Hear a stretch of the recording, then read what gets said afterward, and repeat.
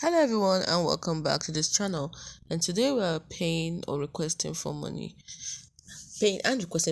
on Cash App. Now the first thing I'm going to do is the pay. So after clicking on the pay, you can see up here you fill in the form. I want to pay $70.25. So I put in the information of the person I want to pay. Let's say Mary Allen, and then for what? For groceries. So I might send it as cash or gift card or what. So I decide. I say I want to send it as cash. Then the next thing, I check for her number here.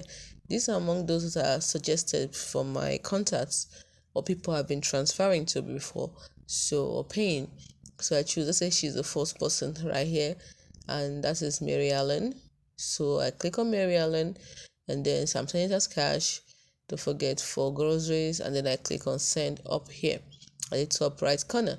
Now the other thing is this: I actually have 70.25. So if I after clicking send and this part, it's going to show me the options. How am I going to pay? Do I want to pay through? As you can see here, they say, how would you like to fund this payment?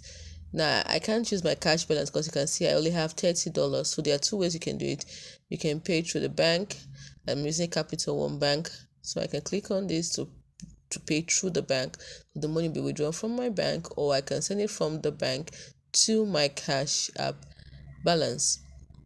I can also decide to do one more thing. If I don't want to do it this way, I can decide to just request for money from a friend or someone that could help me pay. Now, how do I do that? So you go back, then from here you can see the option for requests there. So you click on requests, and then for example, I'm requesting from my brother. I want to request the whole amount.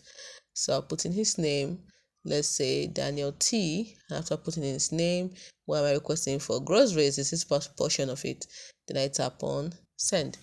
And so once he sends it, it will enter into my balance, and then I can now complete my payment.